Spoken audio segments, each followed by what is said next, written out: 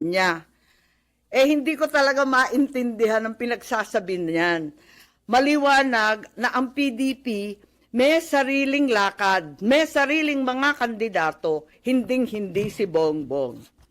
Nag-umpisa kami mag-usap-usap sa isang GC noong September 7. Nag-uusap na kami, pero nag-decide ako, mag-GC na tayo. At sa awa ng Diyos, kahapon, sa yamot ko, sa inis ko, diyan sa sinungaling na yan, na hanap ko ang aking lumang cellphone, andito.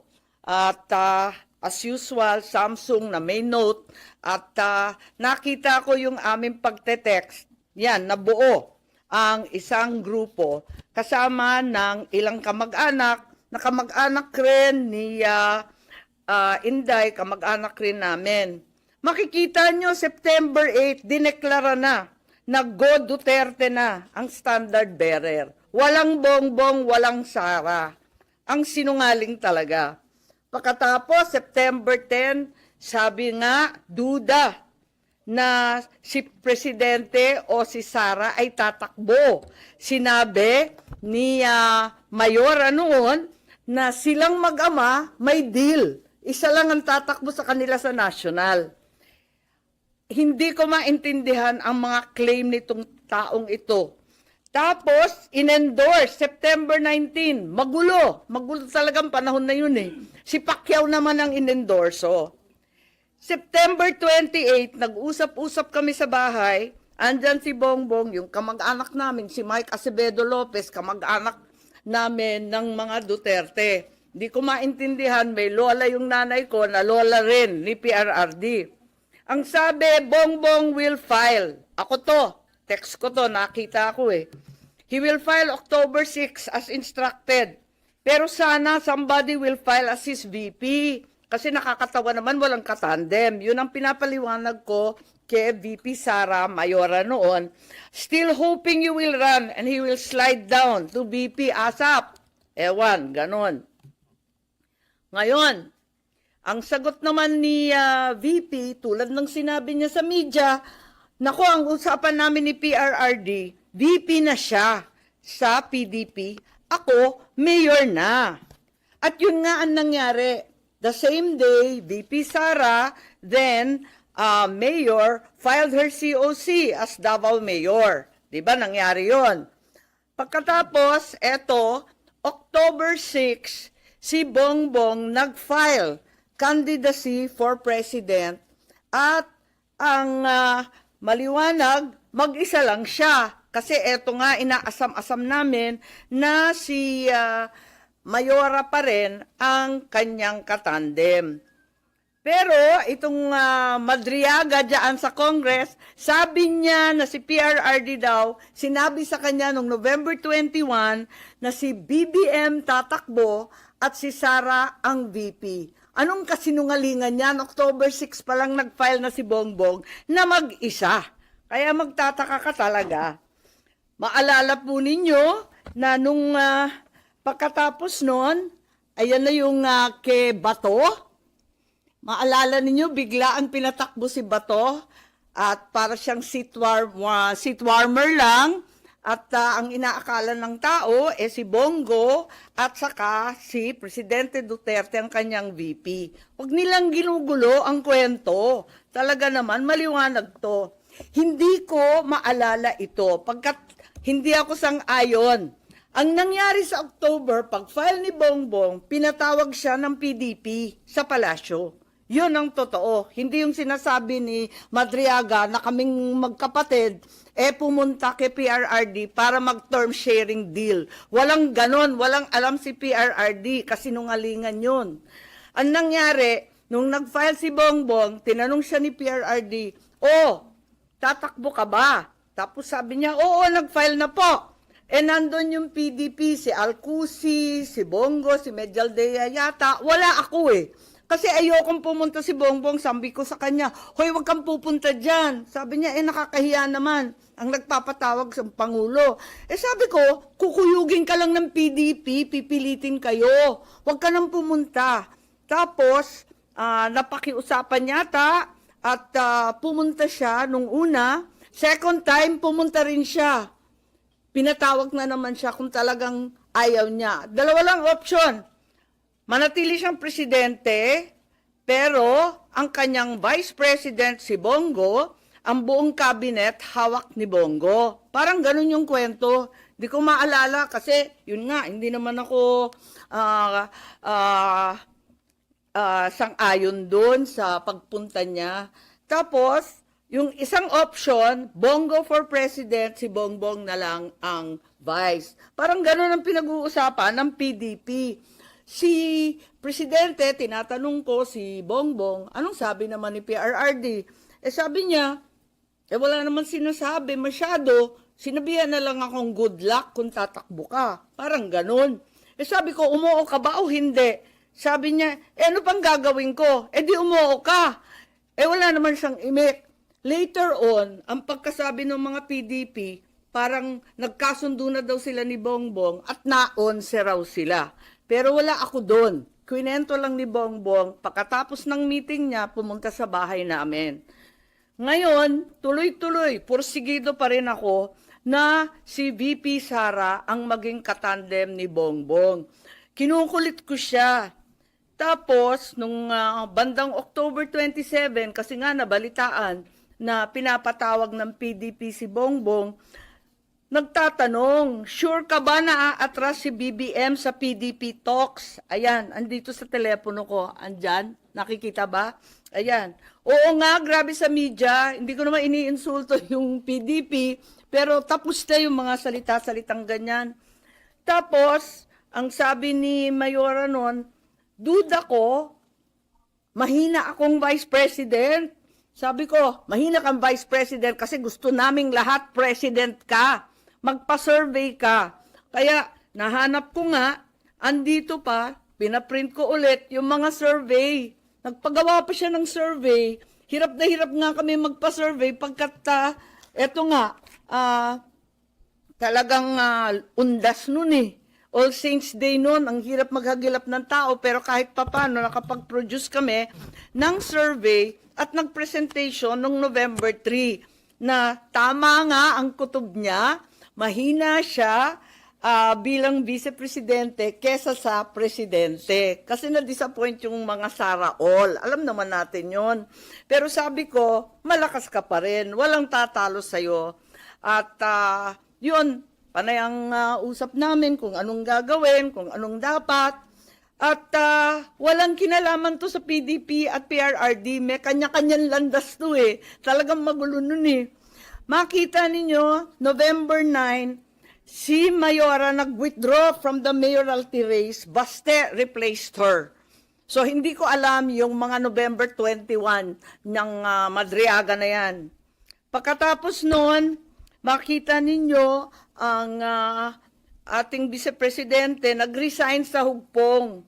Ayun, November 10 din yan.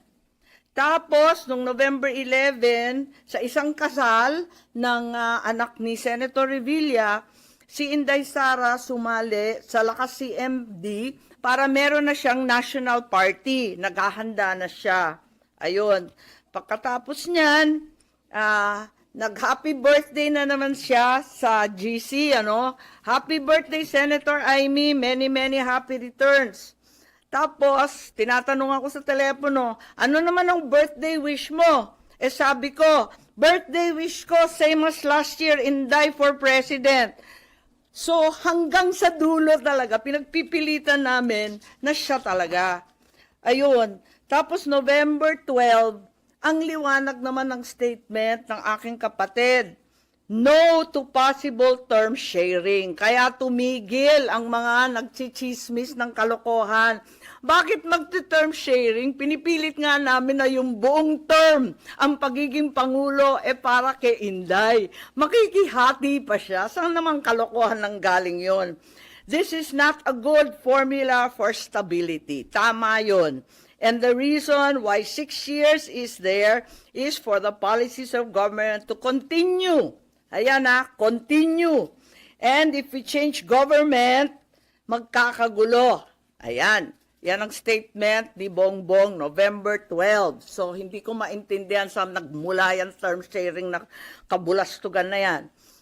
November 13 pa, Go takes over as PDP laban presidential candidate. Talagang walang kinalaman sa PDP, walang alam ang dating Pangulo.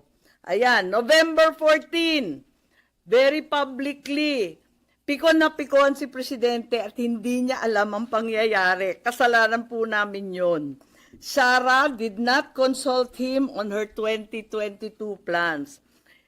Sasabihin ko ang rason, di ako makasuporta. Ayan, binabanatan na naman niya. Kita naman natin November 14 na yan. Ewan ko kung saan yung kasunduan na pinagsasabi na kinumbinsi ni Bongbong o kinumbinsi si Bongbong, pati yung sinungaling, nagkabulbul na. I'm sure yung pagtakbo, desisyon ni na Bongbong. Totoo naman, ang kulit-kulit kaya namin. Tapos, November 16, sabi ni Nograles, wala nang Duterte go. November 16 din, talagang nag-iisip na kami ng kampanya kasi pumila na eh. So doon sa group chat, makikita ninyo, I like unity, power tandem yan. Sabi ko, uniteam. Tapos sabi, only team. Okay, ilabas ko na to. Uniteam na tayo. At doon nagmula yung unit team, November 16. Okay? So, hindi ko maintindihan yung November 21, nangangampanya na by November 21. Nako. Pero, hindi pa rin napapawi ang galit ni PRRD November 18, bumabanat pa rin kay Bongbong. Asan ang pagkakasundo dyan? Tapos tuloy-tuloy na po, November 21, nasa Davao, nasa Mindanao, November 25, tuloy-tuloy na yung mga partido na sumapi. At finally, matagal to December 14, tsaka lang nag-withdraw at umatras si Bongo bilang presidente. Kaya gusto ko lang itweet itong mga kabuktutan na mga ito. At sasabihin ko lang na pawang kasinungalingan ang pinagbibitaw ng Madriagang yan. Kung meron mang itinuro ang kasaysayan sa isang Marcos katulad ko, yun ay maging tapat sa bayan at sa iyong prinsipyo. Hindi nila kayang sirain si Inday dahil hindi siya gumawa ng ikasisira ng kanyang pangalan. Kaya gagamit sila ng taong wasak na ang pagkatao para subukan wasakin din ang vice-presidente. Oo, inaamin ko, ginamit ako at naging kasangkapan ng isang gobyernong taliwas ang pamumuno sa uri ng serbisyong bayang iminulat sa akin ng aking ama. Ito ang gobyernong nangako na pagpapatuloy ng nasimula ni PRRD, ni Presidente Rodrigo Roa Duterte. Ngunit, naging simula ng pagbagsak ng ating bansa. Kahit kailan, hindi ko kinonsinti at wala akong balak konsintihin ang kapatid ko. At kahit kailan, hindi rin naman ako tatahimik. Hindi ko hahayaang harap-harapan magsinungaling ang isang tao para matupad ang ambisyon ng iilan at tuluyang mailibing ang ating bayan.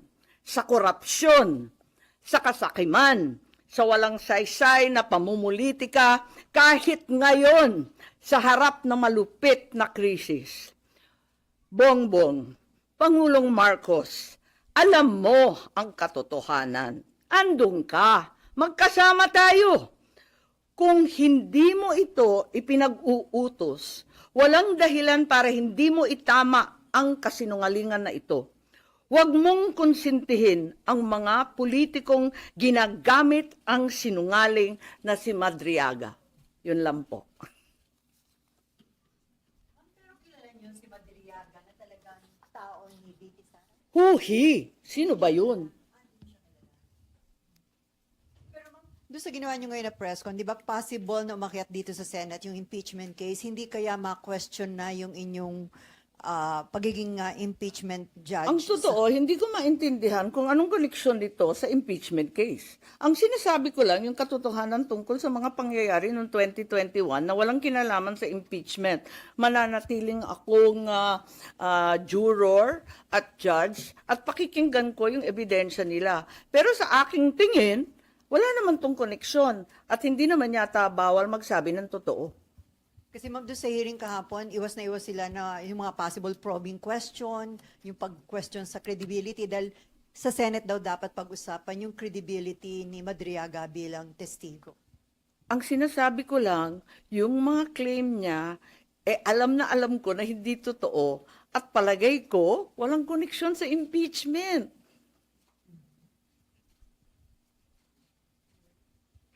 Ilag na ilag rin ako katulad ng ibang senador na mag-comment whether pro or con. Pero sa mga linathala, itong mga impormasyon niya tungkol sa term sharing, tungkol sa kasunduan, tungkol sa pag-uusap at meeting-meeting. Alam ko kasi yan hindi naman totoo. So ma'am, do you think sinong gumagamit kay Madriaga para gawin yung sabi nyo nga pagsisinungaling? Hindi ko alam, maraming ambisyoso ngayon. Maraming buhayang malaya pa rin. So pwedeng may connection sa 2028 yung ginagawang pagsisinungaling. Madriaga. Marahil. Yes? Ma'am, but in racing, yun pong mga, sabi nyo nga po, truth, na hindi totoo yung sinasabi ni Madriaga, are you also questioning his credibility bilang witness doon sa impeachment hearing? Ganyang klase bang mga testigo ang ihaharap sa Senado? Mahiya naman sila.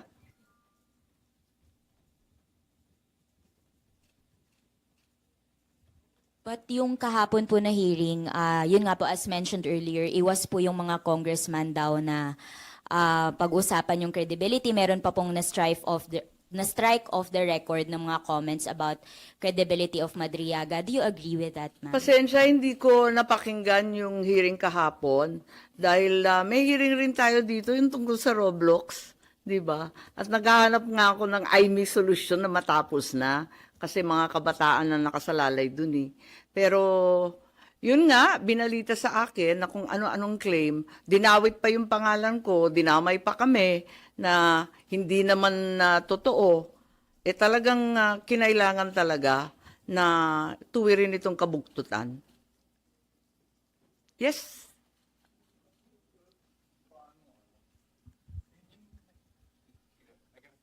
Ma'am, balikan ko lang si Madriaga. Kasi kahapon nagpakita sila ng mga series of pictures and even videos na talagang kung titingnan mo, kasama siya sa inner circle ni Vice President before, during, and after. Pasensya, hindi ko Na manalo. nakita. Tulad ng sinabi ko kanina, unang-una, may hearing ako, marami tayong trabaho dito sa Senado. Ikalawa, nayamot na ako nung kung ano-ano ang pinagsasabi tungkol sa akin Hindi ko nakita sa madaling sabi. Pero personally, ma'am, you never had any chance of... Sa dami ng tao sa isang kampanya, hindi ko na sure. Baka nandun, hindi ko alam. Pero hindi ko talaga siya nakilala. Ang nakita ko na lang, nagulat na lang ako, sino yung paiyak-iyak dyan? Ang drama yan. In terms of credibility, ang sinasabi niya, ma'am, hindi siya dapat pakinggan. Wala akong sinasabi sa credibility. Ang sinasabi ko, incredible yung sinasabi niya. Kasi nandun ako alam ko. Wala naman siya doon sa mga usapin namin. Hindi naman siya kasali sa GC. Ma'am, going back lang doon kay PRRD, paano nyo na pahupa yung, di ba nakita naman natin na may galit pa rin si Presidente even before, during that time.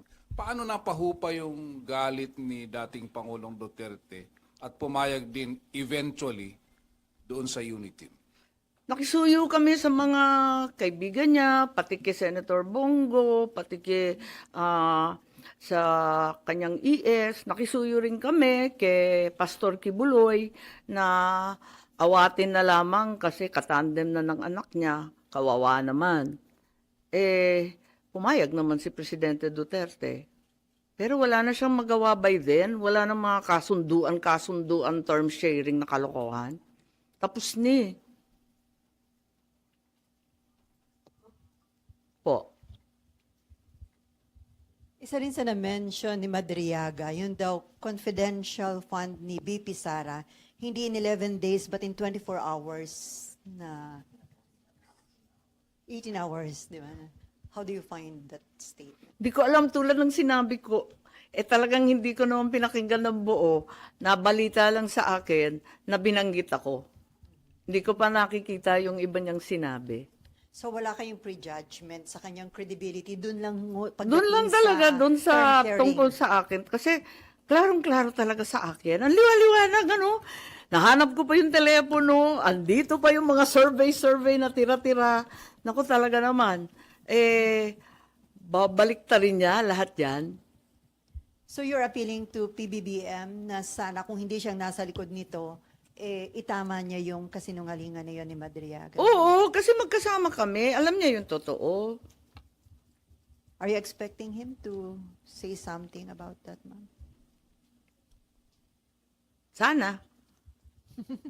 Ma'am, doon sa FB mo recently, parang sabi mo may mga nananawagan sa iyo na sana ilabas yung medical bulletin o tunay na kalagayan ng kalusugan ng Pangulo. Pero after that, parang the same day yata, nagpakita si Presidente, nag-jogging, nag-jumping jack, and then mga challenge pa niya yung mga tao na nagsasabing may sakit siya na sumama sa kanyang mag-gym at magbuhat. Hindi kami nagkikita, tama yon. Kaya ang dami nang nangungulit sa akin. Oy, pagtapat na ninyo yung nangyayari kay Presidente. Sabi ko, sa kasamaan palad, di naman kami nagkikita. Mukhang 1 taon ni. Kaya hindi ko masasabi. At wala naman doktor na humaharap at nagtatapat ng medical bulletin. Ang alam ko, yung alam din ninyo. Pero kung gumagaling na siya, magpapasalamat ako. So doon sa nakita mo, mukhang okay na siya, ma'am. Sa tingin niyo, Hindi kumbinsido? ko alam. Kasi puros video lang katulad ninyo ang napapanood ko. So wala talagang communication, ma'am, para kumustahin siya, si President? Nag-e-effort yung aking mga anak. Wala naman sinasabi. Okay daw.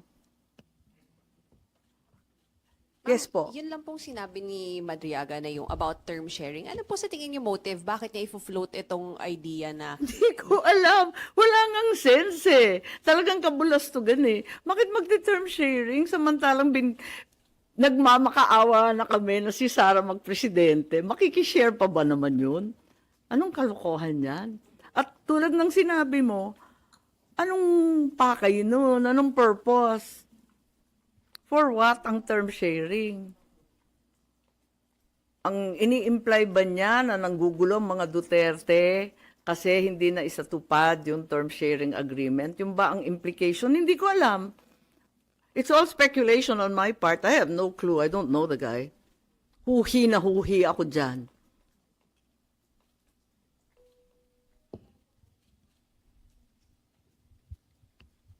Ma'am, with the questionable statements of Madriaga, do you think dapat i-strike off muna sa records yung mga statements niya and check muna yung credibility niya? Kasi nabanggit niya na nakakahiya naman kung ito yung testigo na iyaharap sa Senado. Matagal ako sa Congress at alam ko maraming magaling dyan.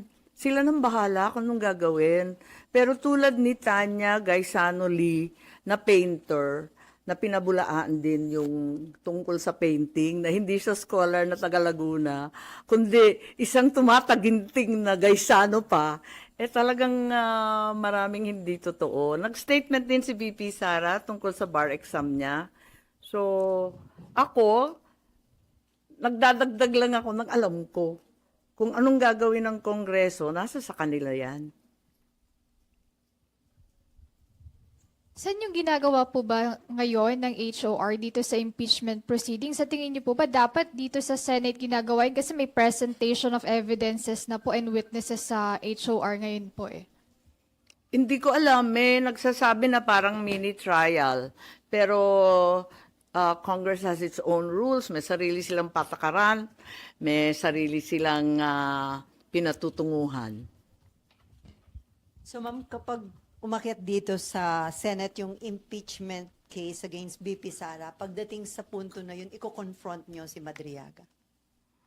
Hindi ko masasabi yun kasi talagang hindi ko pa rin masalat kung paano yung connection sa impeachment nito eh.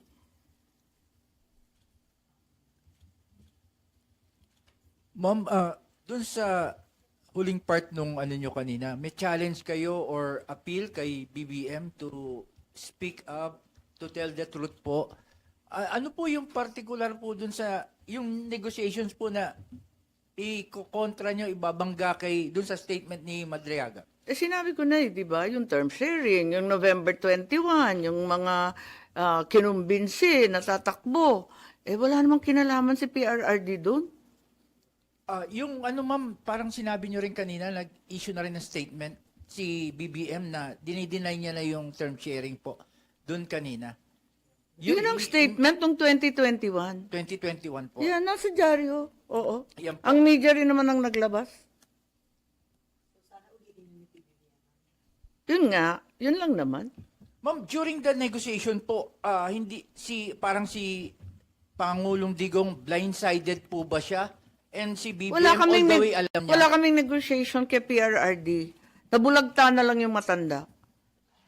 Kasalanan namin yun, totoo. Wala siyang kaalam-alam. Info ko ba kung sinong handler niya? Ni Madriaga? Handler Nino. Ni Madriaga. Malay ko. Maen pa. At pakialam ko. Pero the mere fact na aminado siya na kaya niya ginawa ito, nagalit siya dahil kinusuhan siya ng kidnapping ni Ay, wala rin akong pakialam sa Attorney angst Roque angst niya. din para masama loob niya dahil mas Ay, pinaburan si Roque. Mukhang marami siyang problema. So may motibo siya, ma'am. Ba't niya Hindi ko ginawa? alam. Marami siyang problema. Hindi ko alam. Hindi ko siya kilala. Ang alam ko lang, yung katotohanan ng mga pangyayari noong 2021 na walang kinalaman sa kasinungalingan niya kahapon. Okay.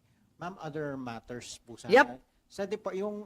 Are you satisfied by yung naging actions ng Department of Energy after the Protect hearing last Monday? And after mo sila i-call out dun sa mga specific issues na ni-raise mo? Hindi, meron kasi nagreklamo sa akin, di daw mapirmahan yung kanyang kontrata ba yun o approval sa additional energy something, di ko naman masyadong maintindihan. Mabilis lang. Sabi, ma'am, 2 araw lang silang pumapasok dyan sa PNOC at DOE. Hindi ka makapagpapirma. Sabi ko, ganun ba? Sure ka? Sila pa yung lead agency, sila pa yung 2 araw. Nagulat ako. Nung chinek ko, talagang may department order.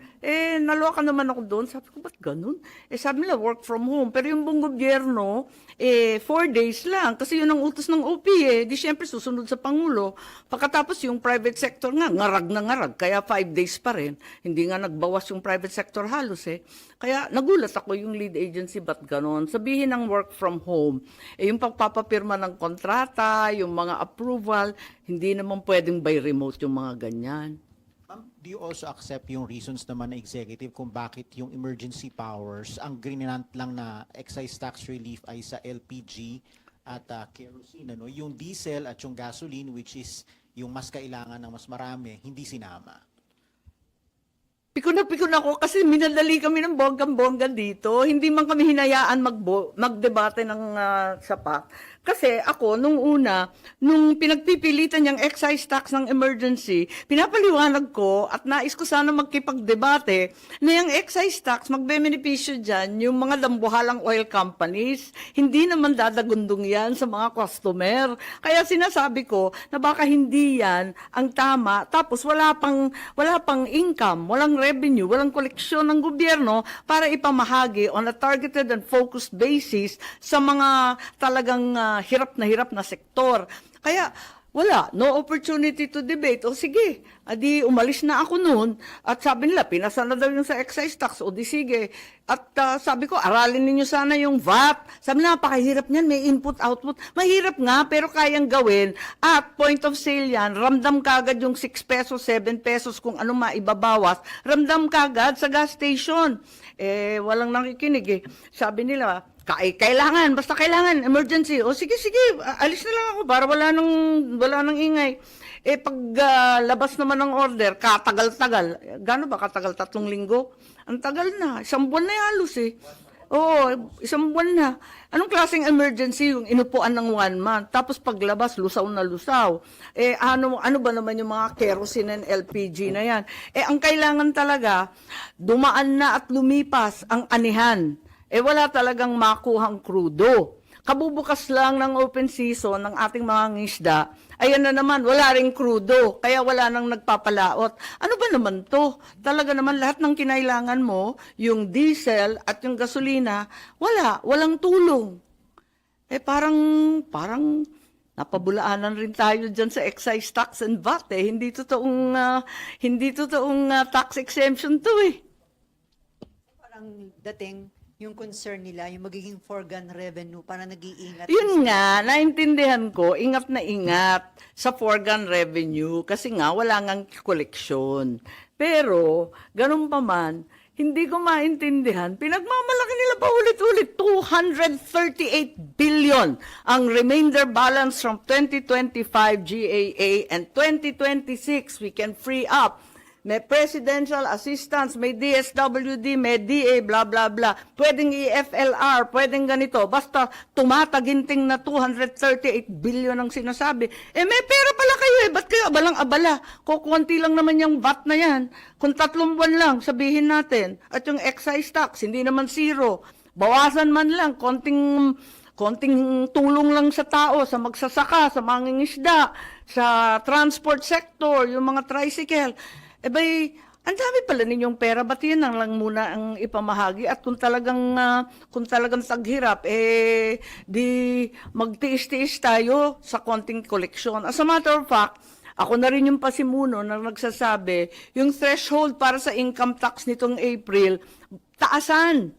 Masyado naman mababa yung 200,000 sa presyong ganito ng pagkain at gasolina. Taasan sa 500, yung mga bonuses. Ganun din, pati yung 13-month pay. Pwede ba taasan ta 200,000 para makahinga ng konti yung tao? Nag-file rin ako na wag nang bawasan ng sweldo. Wag nang tanggalin yung mga GSIS, SSS, PhilHealth, Pag-ibig. Awa naman ng Diyos. Hirap na ang tataas ng presyo.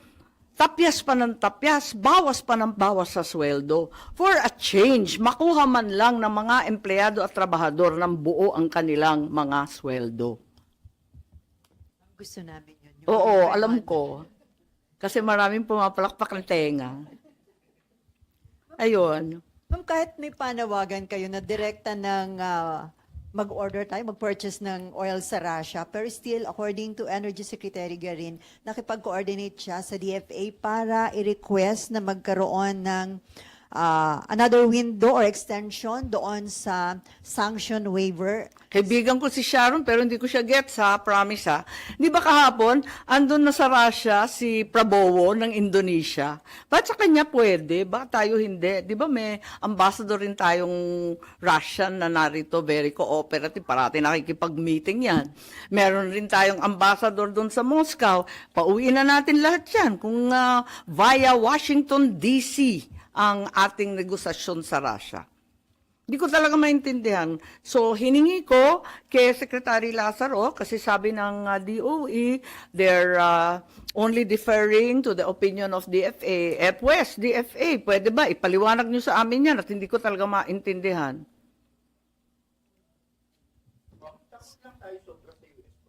Hindi ko alam sa kanila. So, ang implication nun, mas magiging... Pero hindi matagal- tayo takot mabomba. Halabira pa rin ang EDCA. So, mong pagka ganun, mas mabagal yung proseso ng Di ba emergency nga, urgent nga? Di ba? Sabi nga sa Jensan, sa Zamboanga, wala na, patay na ang industriya ng commercial and even municipal fishing. Wala na sa 1 linggo. Uuwi na sila lahat, wala nang kayang bumili ng krudo. At ang sabi, hindi, kasi kailangan pumunta sa Washington DC, kausapin yung, State Department, Department of Trade, Department of, maraming department, 2 department ang sinabi, nakalimutan ko na nayamot ako Basta 2 department ang pakikisuyuan doon sa US, tapos babalik yung ambassador natin sa Washington, tapos pupunta na naman sa Russia kung okay ba, tapos mangungontrata tayo. Ano ba yon ang gulo-gulo? Bakit yung Petron? Dire-diretso si Ramon Ang nakapagdala ng ikalawa ng shipload para sa Petron. Bakit kaya ng private, hindi kaya ng gobyerno? Di ko gets. Ma'am, ipagdagting po kaya sa mga paayuda, kahapon po kasi sabi ni Senator Tulfo, concern niya yung pag-sustain ng ayuda. Pag na-trigger din daw po sakaling bayanihan 3, saan daw po kukunin yung pera para sa mga sektor. Do you have the same sentiment po? Oo, totoo naman may hangganan talaga ang pagbibigay ng ayuda, unfortunately. At yun nga ang pinangangambahan. Pero wag naman idamot yung 238 billion. Andyan na yan. Ikalawa, sino bang binibigyan? Kasi nalilito ako Kasi di ba transport, agri, fisheries, mga commuter, yan ang dapat talaga bigyan kaagad. Hindi naman sila nakikinabang, di ko maintindihan. Akala ko nga, pag angkat ng oil galing sa Russia, diretso nang ibebenta ng gobyerno sa ating mga sektor na nangangailangan. Yung pala, dadaan pa sa mga private oil companies, pagkikitaan pa, papatungan pa, may cartelization, may collusion, ano ba talaga? Kaya, ewan ko, hindi ko talaga maintindihan kung ano talaga ang nangyayari. Pinagmamalaki nila, marami silang pera. Bakit yung ayuda, 10,000 people lang ang recipient? Pagkatapos yung binibigyan, ibibigay sa may-ari ng malalaking bus company. Pero yung driver, wala. Yung mga mismong operator ng jeep, wala. Hindi ko talaga maintindihan. Kanino bang listahan yan? Ma'am, so dapat po ba pati po yung oil deregulation law i-repeal na rin po o amyendahan? Well, meron akong final. Hindi total deregulation, hindi na pwede yon yung katulad nung sinasabi ni Senate President. Para sa akin kasi, kailangan hinay-hinay. Sa oil deregulation, ang akin muna, sa unbundling. Kailangan may transparency. Paliwanag naman ng ating mga oil companies, bakit 280% ang increase ng crudo, ng diesel, yung gasolina 200%? Bakit naman nagkaganon? Bakit yung ating mga kapitbahay sa ASEAN 20%, pinakamataas na 30%? Bakit sa atin 100%? Hindi ko maintindihan Kaya siguro kinakailangan at sinulat ko doon, unbundling katulad ng ginagawa sa kuryente, ipaliwanag yung iba't ibang items, bakit nadagdagan ng labis-labis, at tignan natin kung totoo, unbundle our rates. And at the same time, conduct hearings. Kapag magtataas, sasabihin na naman, di ba, next week, meron na namang pagtaas ng presyo, karo-rollback lang, itataas na naman. Ano ba ito? Parang nakakahilo na tong tsubibong to. Next week, sabi, tataas na naman. May paliwanag ba? May hearing ba? Nag-audit ba yung DOE? Bakit basta-basta na lang magpapahiwatig ng ganon? Hindi naman pwedeng ganon. So ma'am, naniniwala kayo may cartel sa oil industry? Hindi ko alam. Kailangan alamin at kinakailangan magka-hearing, kailangan may transparency, may accountability. Hindi ko lang ubos maisip bakit tayo ang pinakamahal ang langis sa buong ASEAN, sa buong Asia Pacific. Ma'am, according to Senator Win Gatchalian, para matulungan din yung mga middle class, i-absorb muna ng government yung premium sa SSS at GSIS ng mga empleyado. Well, sinabi ko na yan di ba? Yung SSS, GSIS, yung PhilHealth, yung Pag-ibig, lahat ng bawas sa sweldo. Wag muna, moratorium muna, maawat mahabag. 3 buwan lang, at least, makahinga man lang tayo. Di natin alam kung gaano katagal to. Pag-usapan natin sa pagkatapos ng 1 quarter. Pero pagbigyan muna ng 3 buwan na makaraos. Alam ninyo, ang problema dito, tumatanda na rin ako, dinaanan na kasi natin to Ito kumbaga ay third oil shock na natin. Ang unang nangyari, 1974, Tapos 1979, nakita ko, kasama ako ng aking ama, na umiikot ng mundo, humihingi ng langis. Kaya hindi to bago sa akin eh. Kaya nagtataka rin ako, bakit hindi na lang tayo dumediretso sa Brunei, Indonesia, yan, sa Russia, sa China. Eh, marami naman tayong kaibigan. Humingi naman tayo at pakiusapan. Ba't naman tayo natatakot sa kung sino-sino? Eh, di ba kaibigan naman natin ng US, ba't tayo natatakot? Other issue, according to Senator JB, hindi siya makagalaw as Ethics Committee Chairman kasi hanggang ngayon hindi daw pumipirma yung minority doon sa rules. So hindi pa nila hindi pa ma-adapt at ma-publish. Kaya hindi masisimulan yung pag-action sa mga Ethics Committee. Ay, ganun ba? Hindi ko alam, hindi ko sure. Hindi ko pa siya nakakausap tungkol dyan. Pero member ka, ma'am, ng Ethics Committee? Yes. Tatlo ba kami? Si BG, si Marcoleta, at saka ako. And Joel, hindi. Ay, hindi. Okay. Parang kaming tatlo. So, ma'am, hindi ka pa pumipirma dun sa rules? Hindi ko alam kasi ilang beses na pinaltan eh. Hindi ko na maalala. Kailangan siguro mag-usap, hindi ko alam. kung Pero handa ano kang ng pumirma latest. dun, ma'am, sa rules? I don't know, ano ng latest version kasi? Yung rules po ang pinapalitan, hindi po yung composition ng committee. Hindi, wala talagang pinapal. Talaga mapirma. Ay, hindi yung composition, di naman pwedeng paltan yun eh. Na-nominate na sa floor, tapos na yun. So, o yung Roblox. Wala talaga. Well, kahapon, ang kasunduan, bigyan ng palugid ng 3 buwan, which to me, reasonable kung talagang maisasatupad yung mga pinapangako nilang mga safety measures na madaling intindihin at gamitin ng mga parents, edi pagbigyan natin, full disclosure nga sabi ko, kasi nag-operate ako ng animation at game development studio. Gustong-gusto ko sana yung Roblox yan. Kasi binibigyan ka ng pagkakataon at kapangyarihan na gumawa ng sarili mong game. Ang bongga. Ako rin ang author kasi ng Creative Industries Law. Gusto ko yan. Kaya lang, kung nakakasama na sa mga bata na brainwash o di kaya sinusuyo ng mga sexual predator, ibang usapan na yan. Hindi po pwede yan. Okay. Ang mahiwagang phone, nahanap ko lang